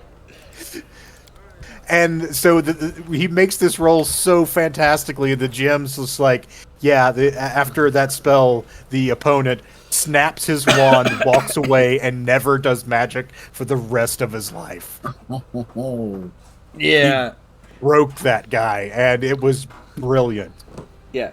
Like, there are moments where, like, I've seen clips of the show, and it was just so good. I was like, okay. But I never want to bite the bullet and pay for Dropout. I mean, I will say that Dropout is a fantastic value considering how cheap it is. But I understand, money's tight. Money's tight, and it's gonna be one of those things where if I do decide to do it, I'm gonna basically just binge watch all their shit. Sure. Like all of it, just fucking go. It's like, oh shit. And I will say that the owner of College Humor and Dropout has tweeted on like X or Twitter or whatever the hell you want to call it. Like, yeah, if you want to share your Dropout account with other people, be my guest. I will call it X the day they redirect Twitter to be x.com. Yeah. And discontinue Twitter. Until then, it is Twitter with an idiot man-child in charge. I'm just going to keep calling it Twitter forever because, that's a much better name. Yeah, it is, really. Apparently, he is now in the process of attempting to make people pay for it. Well, that was an idea he floated, but that appears to be being walked back. Thank the gods. I haven't gone on Twitter since they limited the number of posts you could see in a day. Yeah, I'm mostly on Blue Sky these days. Yeah. I should probably at least check that out at some point. Hey, if you want a Blue Sky invite code, I am happy to provide you with one. Yeah, I might consider it. It's basically Twitter with no DMs, and they don't have support for like GIFs or video embedding because they're very low bandwidth at this point. But otherwise, it's very familiar as Twitter. That's fair. Alright, so now I need my party back. Let's see. I need you, and you. 3 NPCs and 2 mercenaries I built. But yeah, Dropout is I think $6.99 a month, and that's not bad at all. No. No, it's not. And in addition to like all the Dimension 20 stuff, I legitimately enjoy their comedy programming. I like what is the show? God damn it, I know it too. Brennan's on it as one of the contestants. Are you talking about Actually? Not Actually. Game Changer. Game Changer, that's it. Yeah, Game Changer's amazing. I've seen multiple clips of Game Changer. The favorite clip I've seen thus far of it has been the time where Times New Roman and Comic Sans meet on the field. Yes. That was like that. I was laughing so hard I was crying at that point. If you haven't seen it, one of the ones I recommend, and I think it's one of the ones they have posted for free on YouTube, where they have at one point had it posted for free on YouTube. During the, I want to say, first, or maybe it was the second season of Game Changer, they did a very special episode where they did not explain the game to anyone, and they had a secret rule, but the game format was yes or no. The answer to every round was either yes or no, and you had to guess.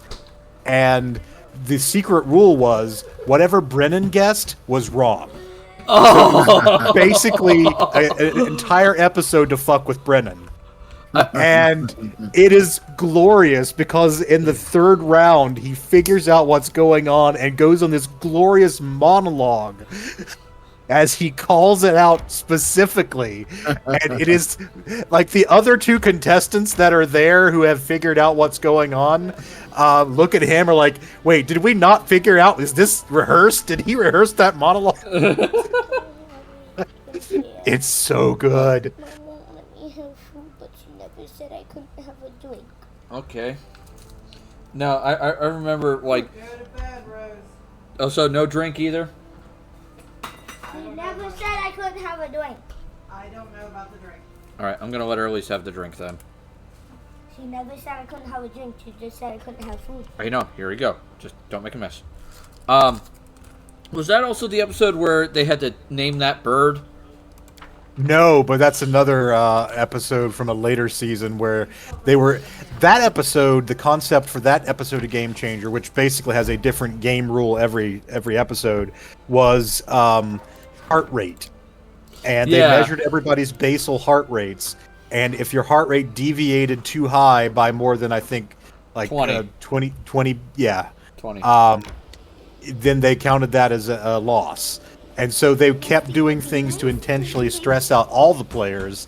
And one of the things was a mini game about guessing birds. And one of Brennan's pride and joy facts is that he knows a lot of bird things. And they kept like giving him the super hard questions and easy ones to the other folks. And he was just burning up. Yeah, I saw that. I was like, oh no, he's going to lose his mind. Yeah, man, it's one of the things I love about Dropout. It just seems like a fun bunch of people. I would legitimately love to hang out and watch a taping, or even participate in some of that. But Game Changer is amazing. I also like Make Some Noise, which is a spin-off of Game Changer, where they focus on like prompts that are vocal or audible. It basically comes off almost like scenes from a hat from Whose Line Is It Anyway? Gather all strength. They've also got Breaking News, which I enjoy quite a bit. They've got Actually, which I haven't really watched yet, but seems fun. Just tons of content. W's released 2 new flavors. Ooh, nice. What are they? Push and Punch and Big Energy Tears. Okay. A blend of the finest blue raspberries is the Big Energy Tears. And Push and Punch is W Fruit Punch plus Lemon Lime blend. Interesting. Yeah.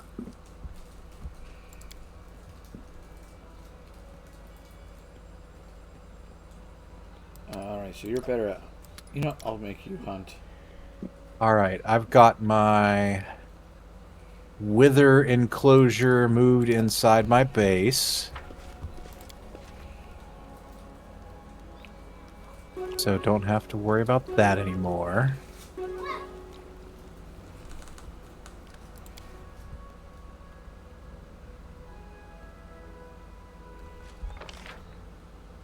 Okay. Is there an exit over here, perhaps? I have managed. Yep. Alright, that's interesting. Just nothing there. Okay. Sometimes there's nothing. Yeah, sometimes nothing.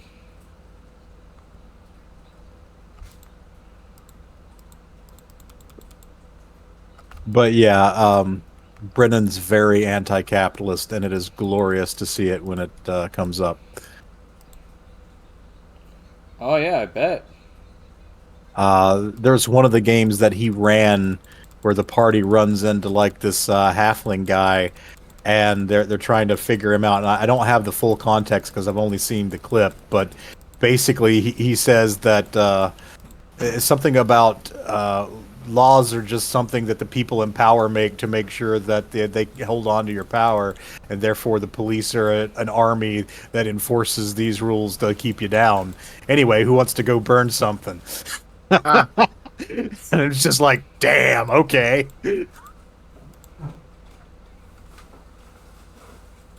Tell us how you really feel. Yeah, it's like, holy shit, dude. But yeah, Brennan Lee Mulligan's one of my favorite internet personalities, so I will tend to gush a bit. Brenna, what are you doing? Jesus Christ, child. Answer her. Why do you have those? No, go put them up. Go put them up. Yeah, put them up. Put up your dukes. I'll fight you, kid.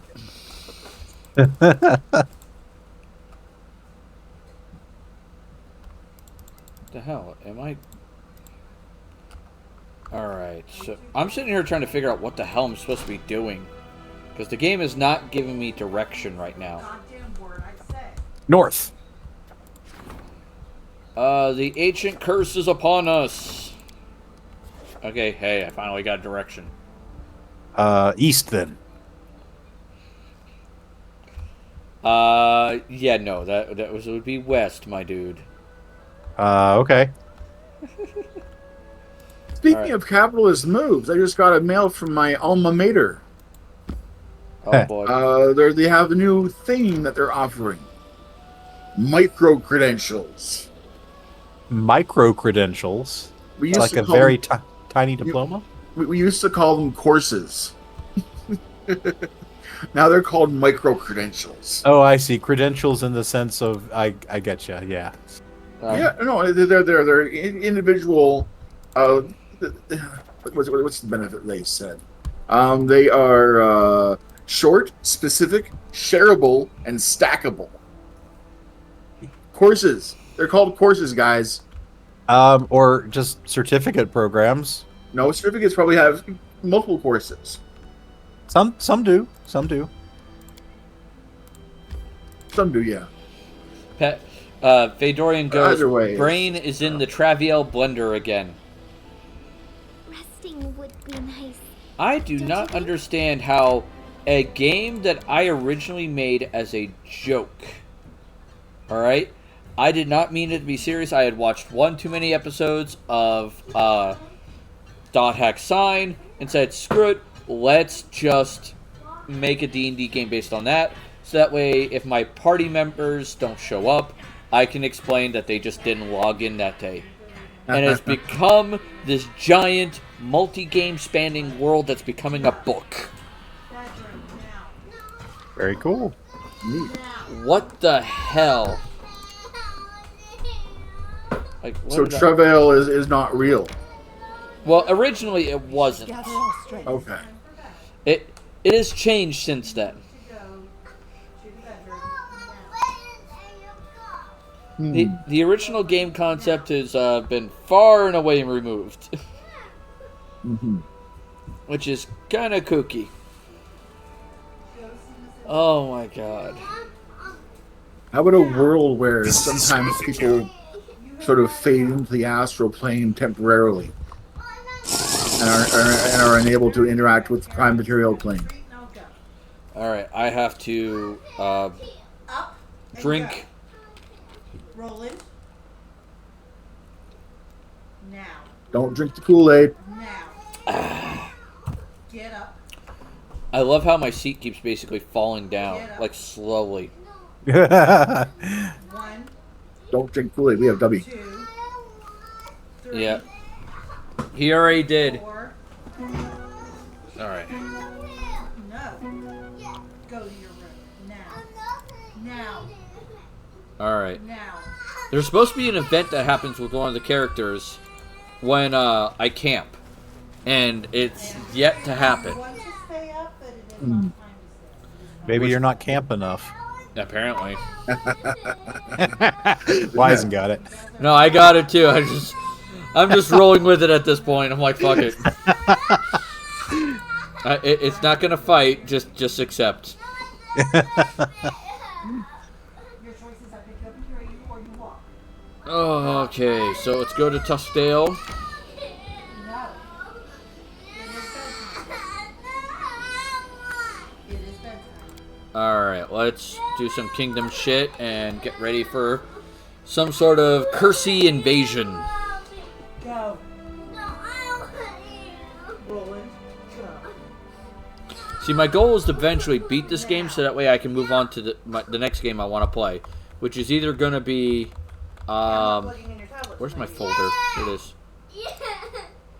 Settlement Survival or Dune Spice Wars. 1, 2, Both of those sound fun. 3. Oh, yeah. I gotta do posture check. I gotta sit up. Check that posture. Do you still have a posture? I think I have a posture. Well, You are disrupting the that fusion. checks out. You get off your butt and get to your room immediately. Alright, so we got a city in each one of these. I got I was- we 1,000 were talking about, voices a and chiropractor. attacks.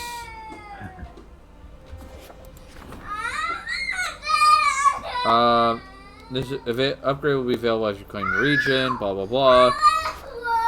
When do I get to claim the region?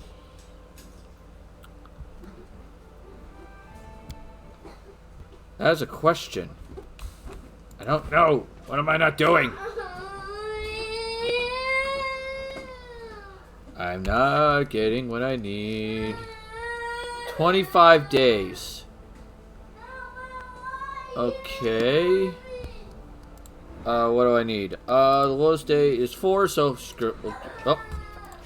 An unusual visitor has arrived. Oh, goody.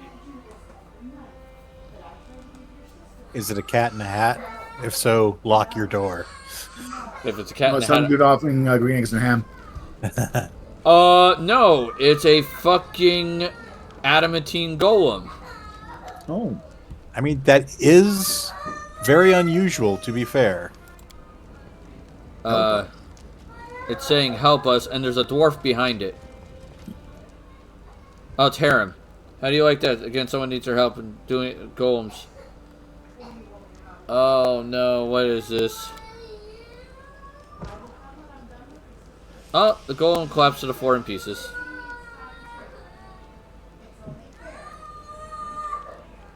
Alright, let's go and check on them. Sick of them. Let them die. Yeah.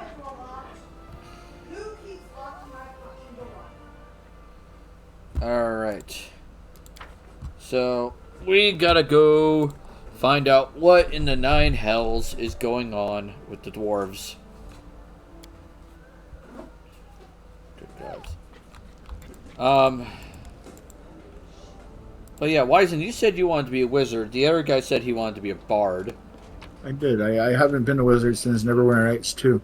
That'll be nice. So, with that being said, that means I'm probably going to end up playing either... I mean, Paladin's a possibly good choice depending on the game's setup. Mm-hmm. Barbarian could be fun. Especially if I go Wild Heart. Don't feel limited by role, because as a wizard, I can summon things that can tank for us. Oh yeah, it's true. I always like make my character feeling useful. Ah, yes, yes. So, it's not that I basically go like hard towards, oh, we have to, each of us needs to do a role. It's just more of like, hey, I kind of want to make sure everybody has that feeling of being useful without stepping on each other's toes constantly. Mm-hmm. Everybody needs a niche. Yeah, like no, not 2 rogues. That would be too many. Throwing power is fun from what I saw. Okay. Oh, throwing is so much fun. I imagine throwing people would be even more fun. All right. I just realized I messed up and I need to get Harim. So back to Tuskdale, do a little bit of a swap, drop you, pick up Harim, and then teleport again back to Talsford, and then go here. BG3 has arrows that you can use. I forget what they're called. They're thunder arrows that have a knockback effect. And so they are perfect for situations where someone's on a high perch, or someone's near a bottomless pit, or even just near a high fall, because fall damage is a thing, right? Right. So pretty brilliant. You can also push people. Yeah, I've heard you both complain and giggle about that. Well, yeah, it's a bonus action in the game. So at the end of your turn, if you don't have like a potion that you need to drink, or a bonus action spell that you need to cast, just give your enemy a shove. Why not, right? I remember I was fighting a beholder, and I kept on pushing the beholder off the cliff. I mean, it flew, so it didn't take any damage, but still, every time, it just thud. I'm getting ready to start in a short 5th edition game, and I've built a wizard with the telekinetic feat because, bonus action push. Oh yeah. Mm-hmm. All right. Some music. Bonus action ranged push if it's on the telekinetic. Yes. Oh, yeah. All right, she can't use her spells. but I can use this on the party.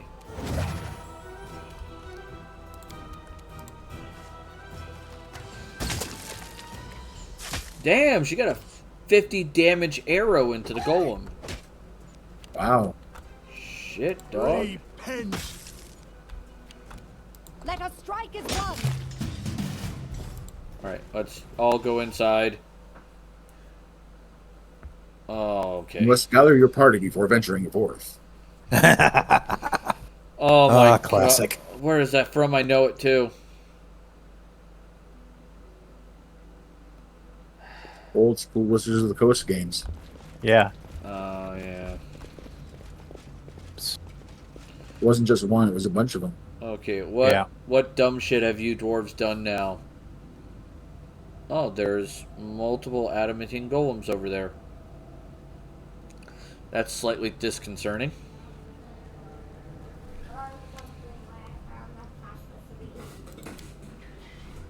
You put that fox in here. Yeah. You here, help me. Russ, go elsewhere. Receives command the goal. Receives control.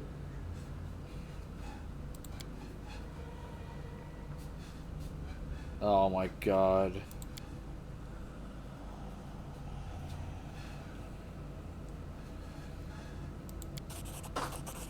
They're nameless cowards.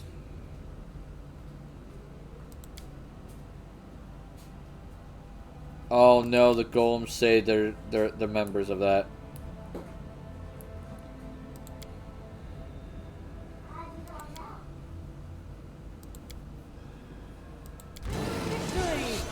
Oh, this is gonna be a fun problem.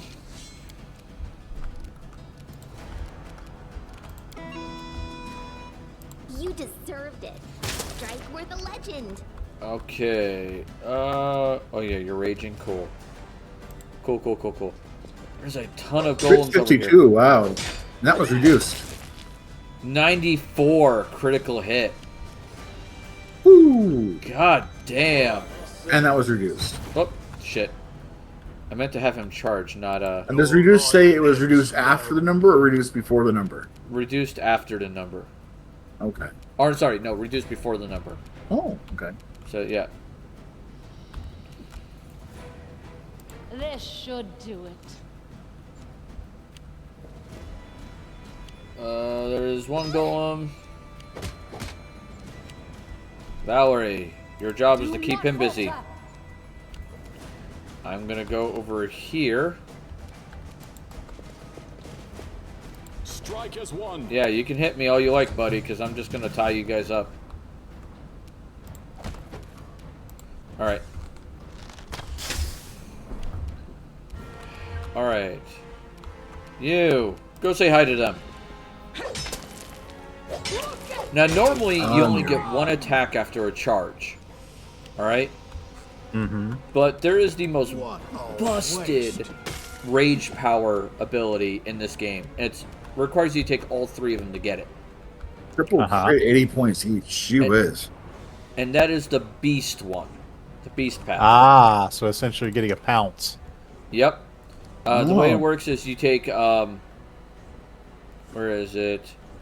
So you take lesser beast totem, and it says while raging you get 2 claw attacks. But if you're using a weapon, you never get to use the claw attacks. So it's a worthless totem. Then the standard beast totem, which is you get a +1 natural armor bonus for every 4 levels you've attained. So somewhat more useful, but not great. But this is the one that makes it important.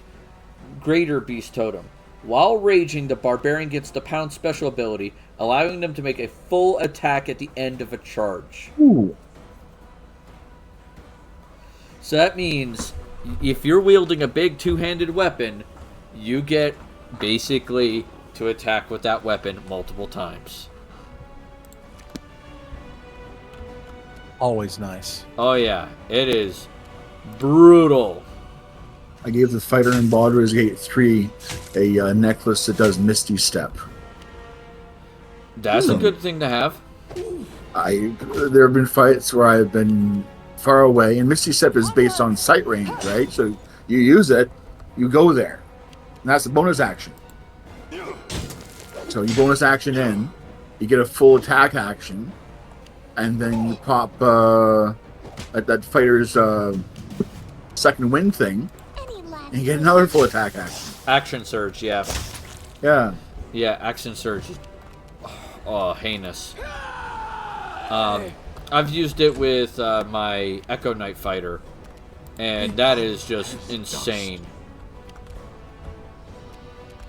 A calculated risk. Is there a similar thing in Pathfinder? As an Echo Knight? As a fighter. Yeah, Pathfinder has fighters. Right here. Yeah, but do they have the... you know what, never mind. We'll talk about this after. No, we can talk about it now. I mean, shit. I think he's asking if there's a Pathfinder version of Action Surge. Yes. Oh, no. But, how do I put this? The way the attack rolls work in Pathfinder are more capable of giving you more attacks anyway. Mm-hmm. Not to mention haste gives you an additional attack. And I mean, there's a few other fun things you can do that gives you extra attacks. There are definitely options for fighters to deliver tons and tons of swings.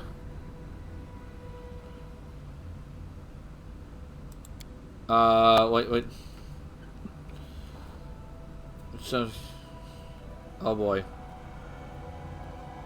Where are you guys? Famous answer, golden career unrivaled, blah blah blah.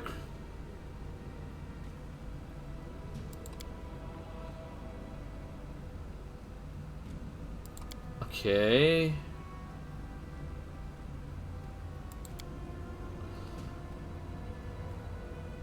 No, I'll help the dwarf. I don't want a ghost running an army of frickin' golems.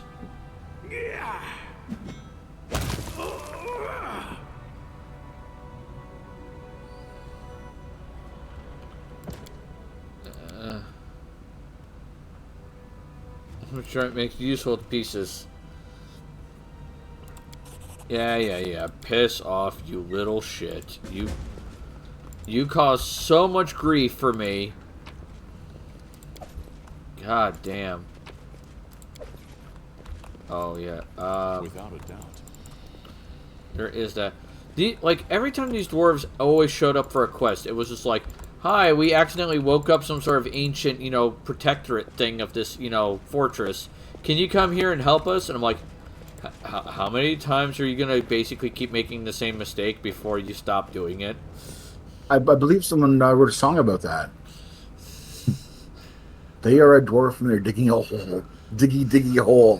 Diggy, diggy hole. That's why. They dug too greenly and too deep. Yeah. Oh my god. But yes, as the bard says, diggy, diggy hole. Alright, so the unmaking talk to Harim. Got it.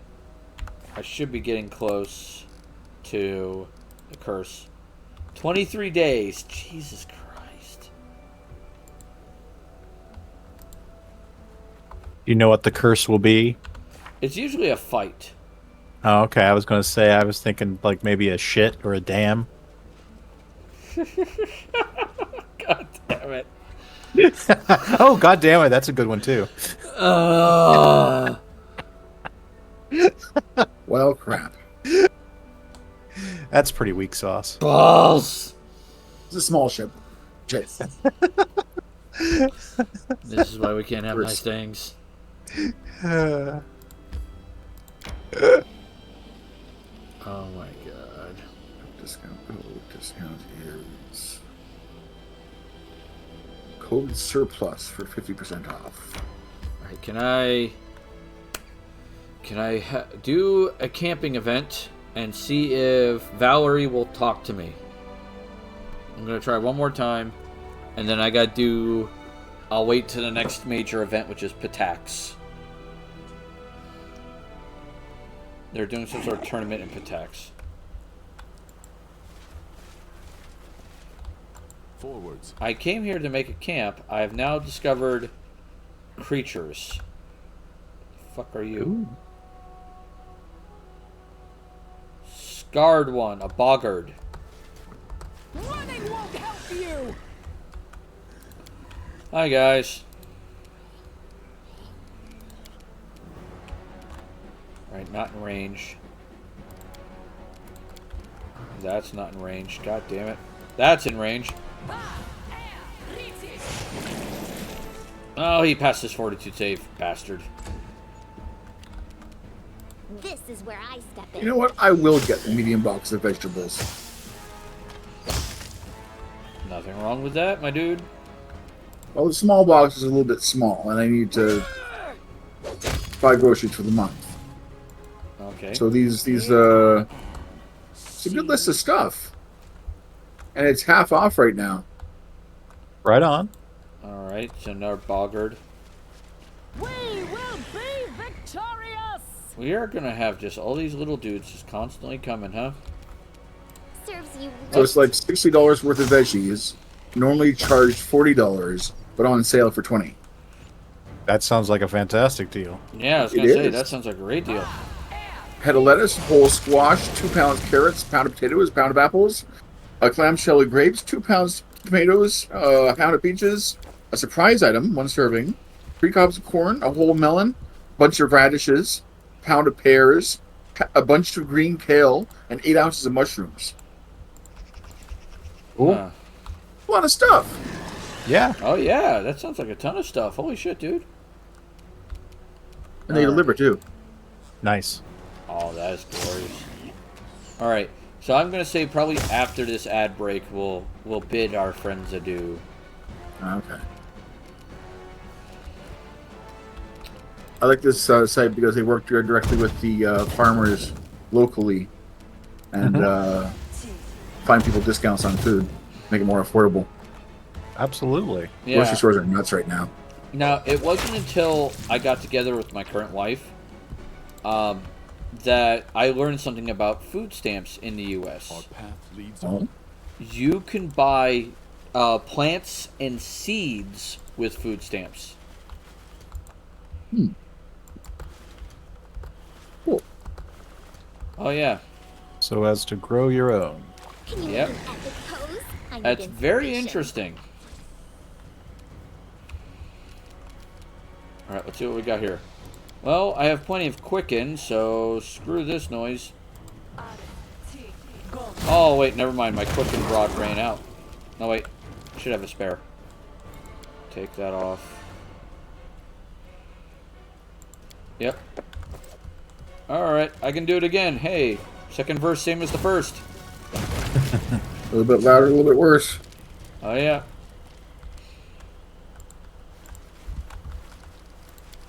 Alright, are they all dead now? Yep, okay, cool.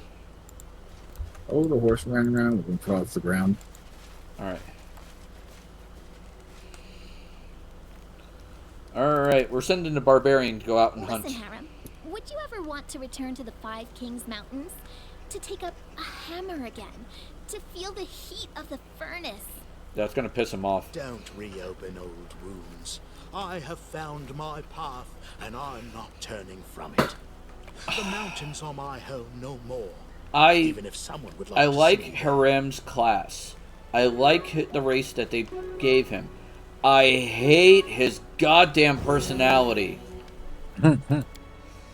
Because the little bastard just whines and bitches about pretty much existing. It's like, come on, dude. That's what dwarves do. They grumble. Not that bad. More dwarvenly, the more grumbly. You must be a real dwarf. You must not be a dwarf at all. J'accuse. Yeah, no. I'm not a dwarf. I'm probably a half-elf at best. Oh, boy. Oh, excuse me. All right. Just I think about I've that time. I've taken care of most of the geographical anomalies that World Gen created around my base. Okay. Rocks and things in midair. Yeah, because that's always weird.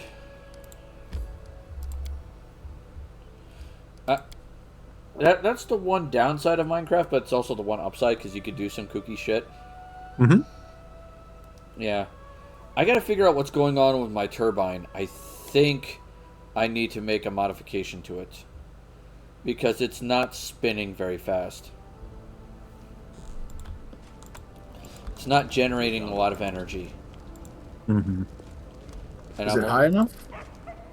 Yeah, I'd say it's definitely large enough. It's just... No, high.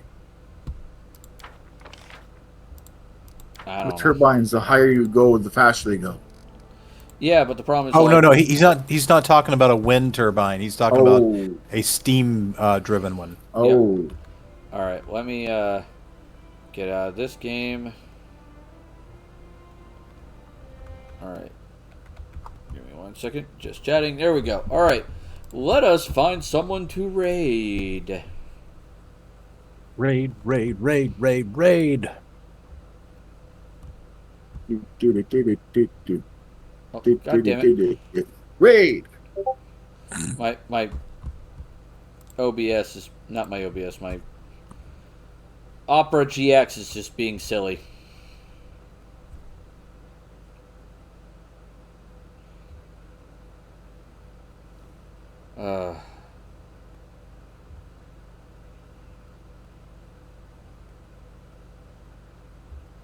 Come on, catch up here.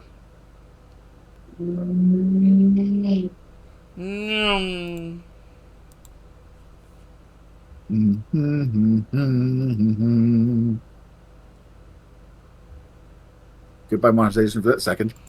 Yeah. Alright, let's see who's on and what are they doing. Alright, we did Melissa yesterday. We've done Redbeard Flynn recently.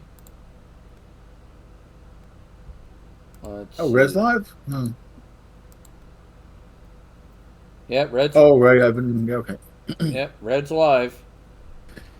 He's playing Baldur's Gate 3.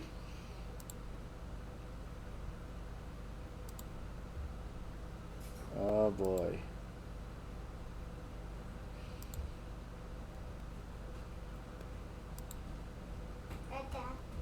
Rose, I'm a little busy right now. Give me a minute. Alright. So we got Lady Sylvanas doing Smite. Zinnia's playing Palia. I think that's one that I've heard about recently. It's supposed to be like Stardew Valley. I'm not familiar. It's like a multiplayer Stardew Valley. It's like Stardew Valley of the MMO. Look at this. Where everyone has an instance home. And as far as I know, there's only like 2 other maps other than your home. I wasn't that impressed with it, but yeah, people seem to be enjoying it. Yep. Yeah, well, Not everything was meant for me. So sorry, go ahead. Yeah, we'll try that person. All right. So that being said, if you are one of my many followers, please use the following raid message. If you are one of my few subscribers, please use the following raid message when we raid Xenia. Until then, tomorrow is Wildcard Wednesday, where I'll be playing some more Dragon Age 2. And then next Monday, it'll either be Final Fantasy XIV or Stellaris, depending on how, the situation unfolds with Gamera. Monday I should be good. Tuesday's the day that I might have an issue. Okay, I thought it was Monday. No. When are you playing Updog? Updog? What's up with you? Oh, God damn it. Yeah, it's like the words of that ancient Greek philosopher Bophades.